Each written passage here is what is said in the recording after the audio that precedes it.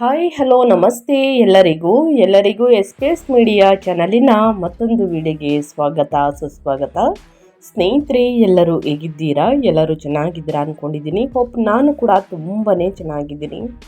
ಎಲ್ಲರೂ ಚೆನ್ನಾಗಿದ್ದೀರಾ ಅಂದ್ಕೊಂಡು ಭಾವಿಸ್ಕೊಂಡು ಇವತ್ತಿನ ಒಂದು ವಿಡಿಯೋನ ಶುರು ಮಾಡಿಬಿಡೋಣ. ಇವತ್ತಿನ ಒಂದು ವಿಡಿಯೋದಲ್ಲಿ ಸೂರ್ಯಗ್ರಹಣದ ದಿನವೇ ಸ್ನೇಹಿತರೆ ಭೀಮನ ಅಮಾವಾಸ್ಯೆ ಇದೆ. ಭೀಮನ ಅಮಾವಾಸ್ಯೆ ಮತ್ತು ಸೂರ್ಯಗ್ರಹಣದ ದಿನವೇ ಈ 7 ರಾಶಿಯವರಿಗೆ ಗಜಕೇಸರಿ ಯೋಗ, ಮಹಾಲಕ್ಷ್ಮಿ ಧನವೃದ್ಧಿ ಅಂತಲೇ ಹೇಳಬಹುದು. ಮಹಾಲಕ್ಷ್ಮಿ ಯೋಗದಿಂದಲೂ ಕೂಡ ಧನವೃದ್ಧಿಯನ್ನು ನೋಡಲಿದ್ದೀರಿ. ಹಾಗಿದ್ರೆ ಈ 7 ರಾಶಿಯವರು ಯಾರ್ಯಾರು ಅದೃಷ್ಟವೇ ಅದೃಷ್ಟ ಅಂತಲೇ ಹೇಳ್ಬೋದು. ಹಾಗಿದ್ರೆ ಸ್ನೇಹಿತರೆ, ಆಗಸ್ಟ್ 12ರಂದು ಸ್ನೇಹಿತರೆ ವರ್ಷದ ಕೊನೆಯ ಸೂರ್ಯಗ್ರಹಣ. ವೈದಿಕ ಜ್ಯೋತಿಷ್ಯದ ಪ್ರಕಾರ ಸಂಭವಿಸಲಿರುವಂತಹ ಈ ಗ್ರಹಣವು ಸ್ನೇಹಿತರೆ ಈ ದಿನ ಅಮಾವಾಸ್ಯೆ ಕೂಡ ಇದೆ. ಈ ಅಮಾವಾಸ್ಯೆಯ ಮಹತ್ವ ಮತ್ತು ಗಜಕೇಸರಿ ಯೋಗವನ್ನು ಜೊತೆಗೆ ಸ್ನೇಹಿತರೆ ಸಾಕಷ್ಟು ಅದೃಷ್ಟವನ್ನು ಹೊಂದಲಿರುವಂತಹ ಈ 7 ರಾಶಿಯವರು ಯಾರ್ಯಾರು ಅನ್ನೋದು ಕಂಪ್ಲೀಟ್ ಆಗಿ ಇದೇ ವಿಡಿಯೋದಲ್ಲಿ ತಿಳಿಸ್ಕೊಡ್ತಾ ಹೋಗ್ತೀನಿ.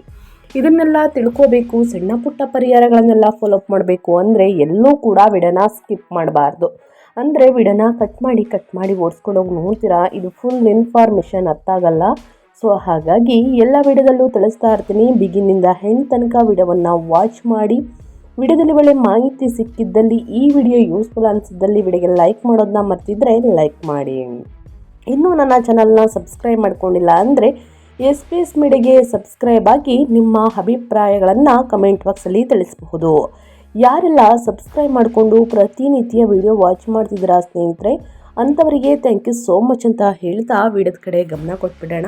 ದಯವಿಟ್ಟು ಕಮೆಂಟ್ ಬಾಕ್ಸಲ್ಲಿ ಓಂ ಶ್ರೀ ಮಹಾಲಕ್ಷ್ಮಿ ನಮಃ ಅಂತ ಕಮೆಂಟ್ ಮಾಡಿ, ಓಂ ಸೂರ್ಯಯ ನಮಃ ಎಂದು ಕಮೆಂಟ್ ಮಾಡಿ ಸ್ನೇಹಿತರೆ.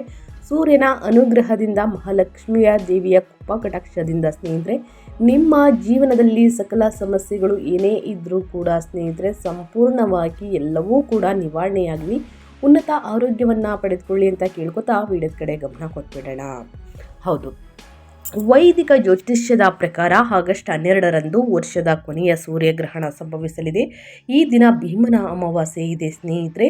ಈ ದಿನ ಮನಸ್ಸಿನ ಕಾರಕನಾದಂತಹ ಚಂದ್ರನು ಕಟಕ ರಾಶಿಯಲ್ಲಿ ಸಂಚರಿಸಲಿದ್ದು ಗುರುಗ್ರಹದೊಂದಿಗೆ ಸಂಯೋಗ ಉಂಟಾಗುತ್ತದೆ.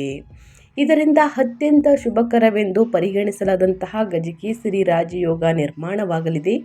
ಜ್ಯೋತಿಷ್ಯದ ಪ್ರಕಾರ ಈ ಅಪರೂಪದ ಯೋಗವು ಕೆಲವು ರಾಶಿಯವರಿಗೆ ವಿಶೇಷ ಶುಭ ಫಲಗಳನ್ನು ನೀಡುವಂತಹ ಸಾಧ್ಯತೆ ಇದೆ.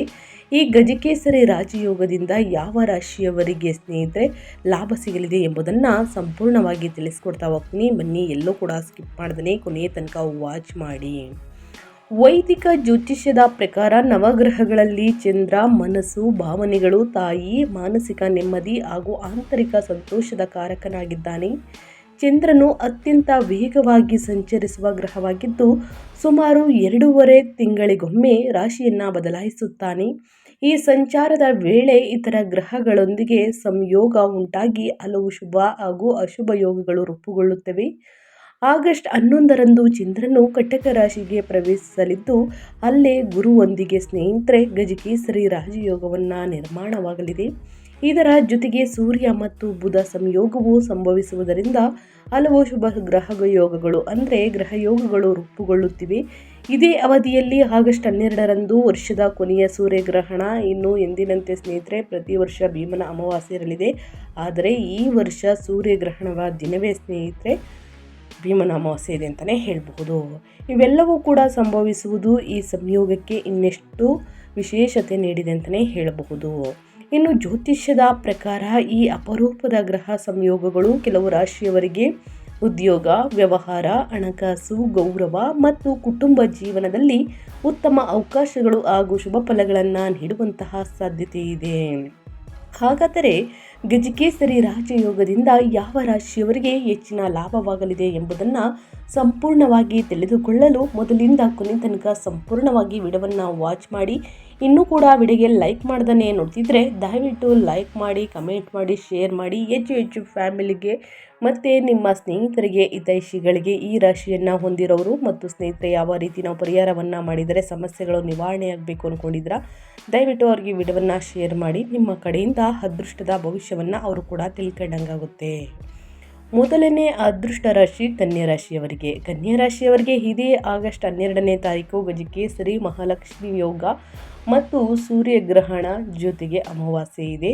ಒಟ್ಟಿಗೆ ಇರುವ ಕಾರಣ ಕನ್ಯಾ ರಾಶಿಯವರಿಗೆ ಏನೆಲ್ಲ ಅದೃಷ್ಟದ ಫಲಗಳು ಲಭಿಸಲಿದೆ, ಯಾವುದರ ಬಗ್ಗೆ ಎಚ್ಚರಿಕೆ ವಹಿಸಬೇಕು ಅನ್ನೋದನ್ನ ಕಂಪ್ಲೀಟಾಗಿ ತಿಳಿಸ್ಕೊಡ್ತಾ ಹೋಗ್ತೀನಿ, ಬನ್ನಿ.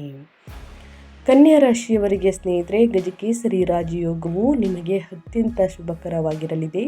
ಚಂದ್ರನು ನಿಮ್ಮ 11ನೇ ಮನೆಯಲ್ಲಿ ಲಾಭದ ಸ್ಥಾನದಲ್ಲಿ ಸಂಚರಿಸುವುದರಿಂದ ಹಣಕಾಸಿನ ಲಾಭದ ಅವಕಾಶಗಳು ಹೆಚ್ಚಾಗಲಿವೆ. ಬಹಳ ದಿನಗಳಿಂದ ಬಾಕಿ ಉಳಿದಿದ್ದಂಥ ಹಣ ಮರಳಿ ಸಿಗುವಂತಹ ಸಾಧ್ಯತೆ ಇದೆ. ವ್ಯವಹಾರ ವಿಸ್ತರಣೆ ಮತ್ತು ಹೊಸ ಆದಾಯದ ಮೂಲಗಳು ಸೃಷ್ಟಿಯಾಗುವಂತಹ ಯೋಗವು ಕಂಡುಬರುತ್ತದೆ. ಈ ಅವಧಿಯಲ್ಲಿ ಸಮಾಜದಲ್ಲಿ ನಿಮ್ಮ ಗೌರವ ಮತ್ತು ಪ್ರತಿಷ್ಠೆ ಹೆಚ್ಚಾಗಲಿದೆ. ದೈಹಿಕ ಹಾಗೂ ಮಾನಸಿಕ ಒತ್ತಡ ಕಡಿಮೆಯಾಗಿ ನೆಮ್ಮದಿ ದೊರೆಯುತ್ತದೆ. ಬಹಳ ದಿನಗಳಿಂದ ಮನಸ್ಸಿನಲ್ಲಿದ್ದಂತಹ ಒಂದು ಪ್ರಮುಖ ಆಸೆ ಈಡೇರುವಂತಹ ಸಾಧ್ಯತೆ ಇದ್ದು, ಇದರಿಂದ ಸಂತೋಷ ಹೆಚ್ಚಾಗಲಿದೆ. ಸಹೋದರ ಸಹೋದರಿಯರೊಂದಿಗೆ ಉತ್ತಮ ಸಮಯ ಕಳೆಯುವಂಥ ಅವಕಾಶ ಕೂಡ ಸಿಗಲಿದ್ದು, ಸಾಮಾಜಿಕ ಸ್ಥಾನಮಾನವು ಮತ್ತಷ್ಟು ಉತ್ತಮವಾಗಲಿದೆ. ಇನ್ನು ಚಂದ್ರ ಮತ್ತು ಗುರುಗಳ ಸಂಯೋಗದಿಂದ ರೂಪುಗೊಳ್ಳುತ್ತಿರುವಂತಹ ಗಜಕೇಸರಿ ರಾಜಯೋಗವು ಕನ್ಯಾ ರಾಶಿಗೆ ಹಲವು ಕ್ಷೇತ್ರಗಳಲ್ಲಿ ಶುಭ ಫಲಗಳನ್ನು ನೀಡುವಂತಹ ಸಾಧ್ಯತೆ ಇದೆ. ಶನಿಯು ಲಗ್ನದಲ್ಲಿ ಹಿಮ್ಮುಖವಾಗಿದ್ದರೂ 5ನೇ ಸ್ಥಾನದಲ್ಲಿ ರೂಪುಗೊಳ್ಳುವಂತಹ ಈ ಯೋಗವು ಉದ್ಯೋಗ, ಶಿಕ್ಷಣ, ಸೃಜನಶೀಲತೆಯಲ್ಲಿ ಉತ್ತಮ ಅವಕಾಶಗಳನ್ನು ತಂದುಕೊಡಲಿದೆ. ಅದೇ ರೀತಿ ಸ್ನೇಹಿತರೆ, ಉದ್ಯೋಗದಲ್ಲಿರುವವರಿಗೆ ಹೊಸ ಅವಕಾಶಗಳು ಕೂಡ ದೊರೆಯಬಹುದು. ಕುಟುಂಬದೊಂದಿಗೆ ಸಂತಸದ ಸಮಯ ಕಳೆಯುವಂಥ ಅವಕಾಶ ಸಿಗಲಿದ್ದು, ಸಮಾಜದಲ್ಲಿ ನಿಮ್ಮ ಗೌರವ ಮತ್ತು ಪ್ರತಿಷ್ಠೆ ಹೆಚ್ಚಾಗಲಿದೆ. ವಿದ್ಯಾರ್ಥಿಗಳಿಗೆ ಉನ್ನತ ಶಿಕ್ಷಣ, ಸ್ಪರ್ಧಾತ್ಮಕ ಪರೀಕ್ಷೆ, ವಿಜ್ಞಾನ ಹಾಗೂ ಸಂಶೋಧನಾ ಕ್ಷೇತ್ರಗಳಲ್ಲಿ ಉತ್ತಮ ಯಶಸ್ಸನ್ನು ದೊರೆಯುವಂತಹ ಸಾಧ್ಯತೆ ಇದೆ ಅಂತಲೇ ಹೇಳಬಹುದು. ಒಟ್ಟಾರೆಯಾಗಿ ಹೇಳಬೇಕು ಅಂದರೆ ಏನೆಲ್ಲ ಅದೃಷ್ಟದ ಫಲಗಳನ್ನು ಕನ್ಯಾ ರಾಶಿಯವರು ಗಳಿಸಲಿದ್ದೀರಿ ಅಂತ ಕಂಪ್ಲೀಟಾಗಿ ತಿಳಿಸ್ಕೊಟ್ಟಾಯಿತು. ಇನ್ನು ಮುಂದಿನದಾಗಿ ಹೇಳೋದಾದರೆ ಕಟಕ ರಾಶಿಯವರಿಗೆ. ಕಟಕ ರಾಶಿಯವರಿಗೆ ಚಂದ್ರನು ನಿಮ್ಮ ಲಗ್ನ ಸ್ಥಾನಕ್ಕೆ ಪ್ರವೇಶಿಸಿ ಅಲ್ಲೇ ಈಗಾಗಲೇ ಉಚ್ಚ ಸ್ಥಿತಿಯಲ್ಲಿರುವಂತಹ ಗುರುವಿನೊಂದಿಗೆ ಗಜಕೇಸರಿ ರಾಜಯೋಗವನ್ನು ರೂಪಿಸುತ್ತಾರೆ. ಈ ಅಪರೂಪದ ಯೋಗವು ನಿಮಗೆ ಹಲವು ರೀತಿಯಲ್ಲಿ ಶುಭ ಫಲಗಳನ್ನು ನೀಡುವಂತಹ ಸಾಧ್ಯತೆ ಇದೆ. ಈ ಅವಧಿಯಲ್ಲಿ ಶುಭ ಸುದ್ದಿಗಳನ್ನು ಕೇಳುವಂಥ ಅವಕಾಶ ಕೂಡ ದೊರೆಯಬಹುದು. ಉದ್ಯೋಗದಲ್ಲಿರುವವರಿಗೆ ಹೊಸ ಅವಕಾಶಗಳು ಸಿಗುವಂತಹ ಸಾಧ್ಯತೆ ಇದ್ದು, ಬಡ್ತಿ ವೇತನ ಹೆಚ್ಚಳ ಅಥವಾ ಬೋನಸ್ ಪಡೆಯುವಂತಹ ಯೋಗವೂ ಕೂಡ ಇದೆ. ವ್ಯವಹಾರದಲ್ಲಿ ರೂಪಿಸಿರುವಂತಹ ಯೋಜನೆಗಳು ಯಶಸ್ವಿಯಾಗಲಿದ್ದು, ಉತ್ತಮ ಲಾಭ ತಂದುಕೊಡಬಹುದು. ಕುಟುಂಬದಲ್ಲಿ ಸಂತಸದ ವಾತಾವರಣ ನೆಲೆಸಲಿದ್ದು, ಮಾನಸಿಕ ಒತ್ತಡ ಕಡಿಮೆಯಾಗಿ ಆತ್ಮವಿಶ್ವಾಸ ಹೆಚ್ಚಾಗಲಿದೆ ಸ್ನೇಹಿತರೆ. ಅದೇ ರೀತಿ ಮುಂದಿನ ದಿನಗಳಲ್ಲಿ ಅತ್ಯಂತ ಶುಭ ಫಲಗಳನ್ನು ಗಳಿಸಲಿದ್ದೀರಿ ಅಂತಲೇ ಹೇಳಬಹುದು ಕಟಕ ರಾಶಿಯವರಿಗೆ ಸ್ನೇಹಿತರೆ. ಅದೇ ರೀತಿ ಹಣಕಾಸಿನಲ್ಲಿ ಯಾವುದೇ ಪ್ರಾಬ್ಲಮ್ ಎದುರಾಗುವುದಿಲ್ಲ, ದುಪ್ಪಟ್ಟು ಲಾಭವನ್ನು ನೋಡಲಿದ್ದೀರಿ. ಸಾಕಷ್ಟು ಅದೃಷ್ಟದ ಮೇಲೆ ಅದೃಷ್ಟ ಅಂತಲೇ ಹೇಳ್ಬೋದು ಕಟಕ ರಾಶಿಯ ವ್ಯಕ್ತಿಗಳಿಗೆ.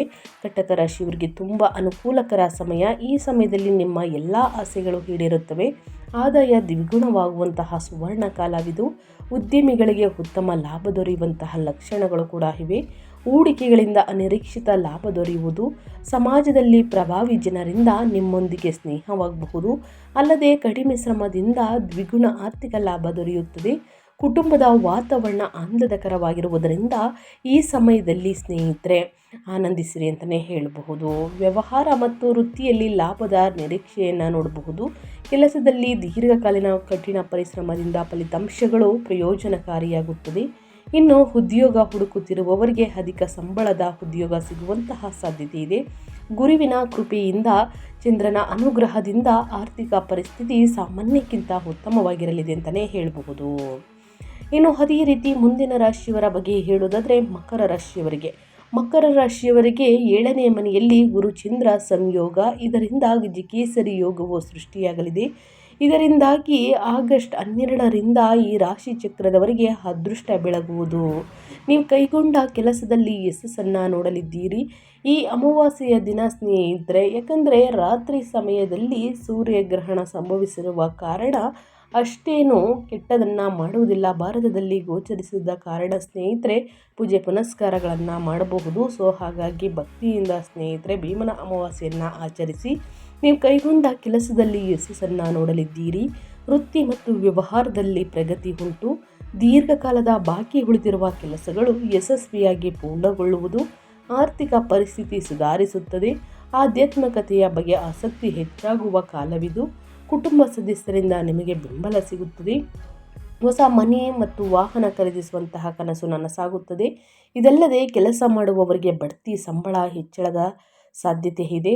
ಇನ್ನು ಅದೇ ರೀತಿ ಹೊಸ ಆದಾಯದ ಮೂಲಗಳು ಹೊರಹೊಮ್ಮುತ್ತವೆ. ಕುಟುಂಬದಲ್ಲಿ ಸಂತೋಷ ಮತ್ತು ಶಾಂತಿ ದ್ವಿಗುಣವಾಗುವಂತಹ ಕಾಲವಿದು ಅಂತಲೇ ಹೇಳಬಹುದು.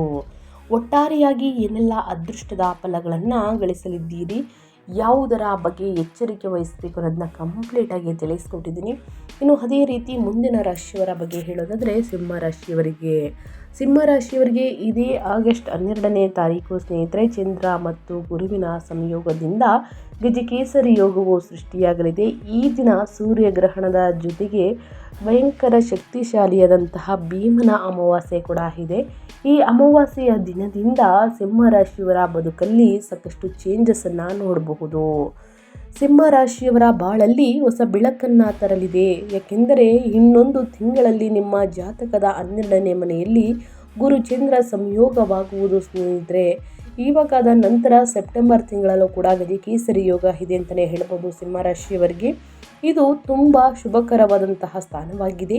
ಮುಖ್ಯವಾಗಿ ನಿಮ್ಮ ಆದಾಯ ವೃದ್ಧಿಯಾಗುವುದು, ಕೆಲಸದಲ್ಲಿ ನಿಮ್ಮ ಆತ್ಮವಿಶ್ವಾಸ ಹೆಚ್ಚಾಗುತ್ತದೆ, ಸಮಾಜದಲ್ಲಿ ಗೌರವ ಮತ್ತು ಕೀರ್ತಿ ದ್ವಿಗುಣವಾಗಲಿದೆ. ನೀವು ಹೊಸ ವ್ಯವಹಾರವನ್ನು ಪ್ರಾರಂಭಿಸಿದರೆ ನೀವು ಅದರಲ್ಲಿ ಯಶಸ್ವಿಯಾಗುತ್ತೀರಿ. ದೀರ್ಘಕಾಲದಿಂದ ಬಾಕಿ ಇರುವಂತಹ ಕೆಲಸ ಯಶಸ್ವಿಯಾಗಿ ಪೂರ್ಣಗೊಳ್ಳುತ್ತವೆ. ಅದೃಷ್ಟದ ಸಂಪೂರ್ಣ ಬೆಂಬಲ ಸಿಗುತ್ತದೆ. ನಿರ್ಧಾರ ತೆಗೆದುಕೊಳ್ಳುವ ಸಾಮರ್ಥ್ಯ ಸ್ಪಷ್ಟವಾಗಿರಲಿದೆ ಅಂತಲೇ ಹೇಳಬಹುದು ಸಿಂಹರಾಶಿಯ ವ್ಯಕ್ತಿಗಳಿಗೆ. ಇನ್ನು ಉದ್ಯೋಗಾಕ್ಷಿಗಳಿಗೆ ಉತ್ತಮ ಸಂಬಳದೊಂದಿಗೆ ಬಯಸಿದ ಉದ್ಯೋಗ ಸಿಗುವಂತಹ ಸುವರ್ಣ ಕಾಲ ಇದು. ಒಟ್ಟಾರೆಯಾಗಿ ಹೇಳಬೇಕು ಅಂದರೆ ಇದು ವೃತ್ತಿಪರವಾಗಿ ತುಂಬ ಉತ್ತಮವಾದ ಅವಧಿಯಾಗಿದೆ. ಒಟ್ಟಾರೆಯಾಗಿ ಸಿಂಹರಾಶಿಯವರು ಭೀಮನ ಅಮಾವಾಸ್ಯೆಯ ದಿನದಿಂದ ಚಂದ್ರಗ್ರಹಣದ ಸಮಯದಿಂದ ಏನೆಲ್ಲ ಅದೃಷ್ಟದ ಫಲಗಳನ್ನು ಗಳಿಸಲಿದ್ದೀರಿ ಅನ್ನೋದನ್ನ ಕಂಪ್ಲೀಟಾಗಿ ತಿಳಿಸ್ಕೊಟ್ಟಾಯಿತು. ಅದೇ ರೀತಿ ಮುಂದಿನ ರಾಶಿಯವರ ಬಗ್ಗೆ ಹೇಳೋದಾದರೆ ಧನುರಾಶಿಯವರು ಸ್ನೇಹಿತರೆ ಗಜಕೇಸರಿ ಯೋಗದಿಂದ ಏನೆಲ್ಲ ಅದೃಷ್ಟದ ಫಲಗಳನ್ನು ಗಳಿಸಲಿದ್ದೀರಿ. ಗುರು ಮತ್ತು ಚಂದ್ರನ ಸಂಯೋಗದಿಂದ ಸಾಕಷ್ಟು ಅದೃಷ್ಟವನ್ನು ನೋಡಲಿದ್ದೀರಿ. ಅಂದರೆ ಮಣ್ಣು ಮುಟ್ಟಿದರೂ ಚಿನ್ನವಾಗುವಂತಹ ಕಾಲ ಇದು ಅಂತಲೇ ಹೇಳಬಹುದು. ಅದೇ ರೀತಿ ಸ್ನೇಹಿತರೆ ಈ ರಾಶಿಯವರಿಗೆ ಗಜಕೇಸರಿ ಯೋಗ ನಿರ್ಮಾಣದಿಂದಾಗಿ ಸಾಕಷ್ಟು ಅದೃಷ್ಟವನ್ನು ಧನುರಾಶಿಯವರು ಈ ಅವಧಿಯಲ್ಲಿ ಸಾಕಷ್ಟು ಅನುಕೂಲಕರವಾಗಿರಬಹುದು. ಇದರಿಂದಾಗಿ ನಿಮಗೆ ಅನೇಕ ಹೊಸ ಕೆಲಸಗಳು ಅಥವಾ ಹೊಸ ಯೋಜನೆಗಳನ್ನು ಶುರು ಮಾಡಲು ಸಾಧ್ಯವಾಗುವುದು. ಹಾಗಾಗಿ ಮುಂದೆ ಜೀವನದಲ್ಲಿ ಸ್ನೇಹಿತರೆ ಧನುರಾಶಿಗೆ ಸೇರಿದ ಜನರು ಅಪಾರ ಧನ ಲಾಭವನ್ನು ಗಳಿಸಲು ಸಾಧ್ಯವಾಗಲಿದೆ. ಈ ಸಂದರ್ಭದಲ್ಲಿ ಧನುರಾಶಿಗೆ ಸೇರಿದ ಜನರ ಕೆಲಸವನ್ನು ಎಲ್ಲರೂ ಕೂಡ ಹೊಗಳುವರು. ಉದ್ಯೋಗವನ್ನು ಮಾಡುವಂತಹ ಧನುರಾಶಿಗೆ ಸೇರಿದ ಜನರಿಗೆ ಈ ಸಮಯವು ಬಹಳ ಉತ್ತಮವಾಗಿರುವುದು. ಕೆಲಸದ ಸ್ಥಳದಲ್ಲಿ ನಿಮ್ಮ ಹಿರಿಯ ಅಧಿಕಾರಿಗಳು ನಿಮ್ಮ ಕೆಲಸದಿಂದ ಸಂತೋಷವನ್ನು ಹೊಂದುವುದರೊಂದಿಗೆ ಯಾವುದಾದರೂ ಮಂಗಳ ಕಾರ್ಯ ನೆರವೇರುವ ಬಗ್ಗೆ ಚರ್ಚೆ ನಡೆಯುವುದು. ಜೊತೆಗೆ ಈ ಸಂದರ್ಭದಲ್ಲಿ ನಿಮ್ಮ ಸಮಸ್ಯೆಗಳಿಗೆ ಪರಿಹಾರವನ್ನು ಹೊಂದಲಿದ್ದೀರಿ. ಹಾಗೆ ಈ ದಿನ ನೀವು ಯಶಸ್ಸನ್ನು ಗಳಿಸಲು ಮಾಡಿದಂತಹ ಪ್ರಯತ್ನಗಳಿಗೆ ಶುಭ ಫಲ ದೊರಕಲಿದೆ. ಒಟ್ಟಾರೆಯಾಗಿ ಹೇಳಬೇಕು ಅಂದರೆ ಏನೆಲ್ಲ ಅದೃಷ್ಟದ ಫಲಗಳನ್ನು ಗಳಿಸಲಿದ್ದೀರಿ ಅಂತ ಕಂಪ್ಲೀಟಾಗಿ ತಿಳಿಸ್ಕೊಟ್ಟಿದ್ದೀನಿ. ಇನ್ನು ಅದೇ ರೀತಿ ಹೇಳೋದಾದರೆ ಮುಂದಿನದಾಗಿ ಸ್ನೇಹಿತರೆ ಮೇಷರಾಶಿಗೆ ಸೇರಿದ ಜನರಿಗೆ ಚಂದ್ರ ಮತ್ತು ಸ್ನೇಹಿತರೆ ಗುರುವಿನ ಸಂಯೋಗದಿಂದ ಈ ಗಜಕೇಸರಿ ಯೋಗ ನಿರ್ಮಾಣವಾಗುವುದು. ಸಾಕಷ್ಟು ಶುಭ ಫಲಗಳನ್ನು ಪಡೆಯುವಂತೆ ಮಾಡುವುದು. ಈ ಸಂದರ್ಭದಲ್ಲಿ ಕಲಾತ್ಮಕ ಮತ್ತು ರಚನಾತ್ಮಕತೆಯಿಂದಾಗಿ ಈ ರಾಶಿಗೆ ಸೇರಿದ ಜನರು ಸಾಕಷ್ಟು ಪ್ರಯೋಜನಗಳನ್ನು ಪಡೆಯಲಿದ್ದಾರೆ. ಹಾಗೆ ಈ ಅವಧಿಯಲ್ಲಿ ನಿಮಗೆ ಪ್ರೀತಿಯ ಜೀವನವು ಬಹಳ ಉತ್ತಮವಾಗಿರುವುದು. ನಿಮ್ಮ ಪ್ರೇಮ ಸಂಬಂಧಗಳಲ್ಲಿ ಸಾಕಷ್ಟು ಸುಧಾರಣೆಯನ್ನು ಹೊಂದುವುದರೊಂದಿಗೆ ಮಾಧುರ್ಯದಿಂದ ಕೂಡಿದ ಬಲವಾದ ಸಂಬಂಧವನ್ನು ಹೊಂದಲು ಸಾಧ್ಯವಾಗುವುದು. ಈ ಸಂದರ್ಭದಲ್ಲಿ ಮೇಷರಾಶಿಗೆ ಸೇರಿದ ಜನರು ತಮ್ಮ ಸಂಗಾತಿಯೊಂದಿಗೆ ಉತ್ತಮ ಸಮಯವನ್ನು ಕಳೆಯುವರು. ಹಾಗೆ ಶಿಕ್ಷಣಕ್ಕೆ ಸಂಬಂಧಿಸಿದಂತೆ ಸ್ಪರ್ಧಾತ್ಮಕ ಪರೀಕ್ಷೆ, ಕಲೆ ಮತ್ತು ಸಂಚಾರಕ್ಕೆ ಸಂಬಂಧಿಸಿದಂತೆ ಈ ರಾಶಿಗೆ ಸೇರಿದ ಜನರಿಗೆ ಈ ಅವಧಿಯಲ್ಲಿ ಅಪಾರ ಯಶಸ್ಸು ದೊರಕುವುದು. ಹಾಗೆ ನಿಮ್ಮ ವಿಚಾರಗಳಲ್ಲಿ ಹೊಸತನ ಇರುವುದು. ಜೊತೆಗೆ ಈ ಅವಧಿಯಲ್ಲಿ ನಿಮ್ಮ ನಿರ್ಧಾರಗಳನ್ನು ಎಲ್ಲರೂ ಕೂಡ ಹೊಗಳುವರು. ವೃತ್ತಿ ಜೀವನಕ್ಕೆ ಸಂಬಂಧಿಸಿದಂತೆ ಪ್ರಗತಿಯನ್ನು ಹೊಂದುವುದರೊಂದಿಗೆ ಜೀವನದಲ್ಲಿ ಮುಂದೆ ಸಾಗಲಿದ್ದೀರಿ. ಇದರೊಂದಿಗೆ ಈ ರಾಶಿಗೆ ಸೇರಿದ ಮೇಷರಾಶಿಗೆ ಸೇರಿದ ಜನರ ಆರೋಗ್ಯದಲ್ಲಿ ಬಹಳಷ್ಟು ಸುಧಾರಣೆಯನ್ನು ನೋಡಲಿದ್ದೀರಿ ಸ್ನೇಹಿತರೆ.